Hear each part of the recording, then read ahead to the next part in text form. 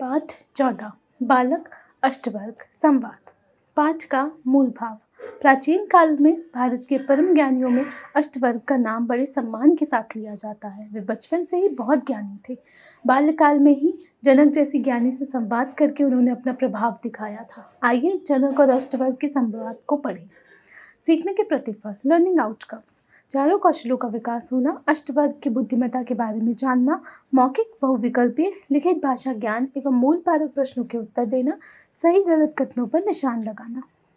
अष्टवर्ग। माँ, मेरे पिताजी कहाँ गए हैं? माँ, पुत्र अष्टवर्ग, तुम्हारे पिता महाराज जनक की सभा में विद्वानों के साथ ज्ञान की चर्चा करने के लिए गए हैं, किंतु कई दिनों हो गए अभी तक वापस नहीं आए। अष्टवर्ग। माँ, मैं भी कल राजा जनक की राजसभा में जाऊंगा। माँ, पुत्र, राजसभा में विद्वानों के बीच तुम्हें कैसे प्रवेश मिलेगा? अष्टवर्ग। माँ, चिंता मत करो, मुझे सिर्फ जाने की आज्ञा दो, मैं पिताजी को लेकर शीघ्र लौट आऊंगा। जनक के दरबार में विद्वानों की सभा लगी है, वहां अष्टवर्ग पहुंच जाते हैं। अष्टवर्ग। महाराज, मेरा प्रणाम स्वीकार करें। सभा के विद्वानगण। देखो, यह कैसे टेढ़े मेढ़े शरीर वाला बालक है। क्या ये हम सभी के बीच शास्त्र चर्चा करने के लिए आया है? कुछ विद्वान इसके शरीर की बनावट देखकर उस पर हंसते हैं। अष्टवर्ग हंसते हुए विद्वानों पर स्वयं जोर से हंसता है। जनक। बालक, तुम इतनी जोर से क्यों हंस रहे हो? अष्टवर्ग।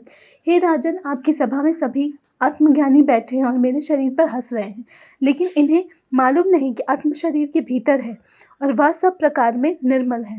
क्या नदी के टेढ़े मेढ़े होने पर जल के गुरुओं में टेढ़ापन आ सकता है? क्या शरीर के टेढ़े मेढ़े होने पर का प्रभाव आत्मा पर भी पड़ता है? जनक। अष्टवर्ग। तुम्हारे विचार तो बहुत उत्तम हैं, हम तुमसे प्रसन्न हैं, तुमको उपहार में कुछ देना चाहते हैं। अष्टवर्ग। हे राजन, आपकी अपनी कौन सी वस्तु है जो आप मुझे उपहार में दे सकते हैं? जनक। मैं तुम्हें अपना राज्य भेंट कर सकता हूँ। अष्टवर्ग। राजन, ये राज्य आपका नहीं, यह आपके पूर्वजों से प्राप्त हुआ है। जनक। ठीक है, मैं तुम्हें धन देता हूँ। अष्टवर्ग। यह धन भी आपका नहीं, प्रजा का है। जनक। मैं तुम्हें अपना शरीर देता हूँ। अष्टवर्ग। हे राजन, ये शरीर भी आपका नहीं, इसका स्वामी आत्मा है।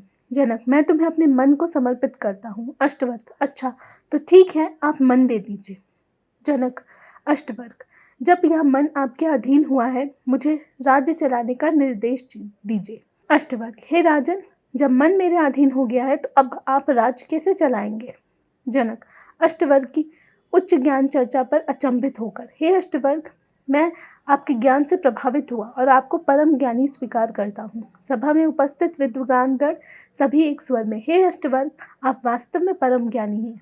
आज हम लोग को सच्चा ज्ञान प्राप्त हो गया कि शरीर की सुंदरता से आत्मा की सुंदरता श्रेष्ठ होती है। आप धन्य हैं। इसके बाद अष्टवर्ग अपने पिता के साथ घर वापस चला जाता है। माँ उसे देखकर खुश हो जाती है। नैतिक मूल्य। हमें हमेशा माता पिता का आदर करना चाहिए। इसके साथ ही शारीरिक सुंदरता से अधिक मन की सुंदरता को महत्व देना चाहिए। शब्दार्थ का ज्ञान।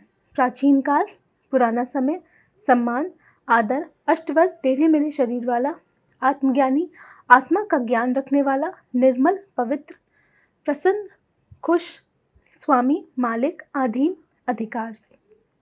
वाचन, श्रुतलेख, डिक्टेशन।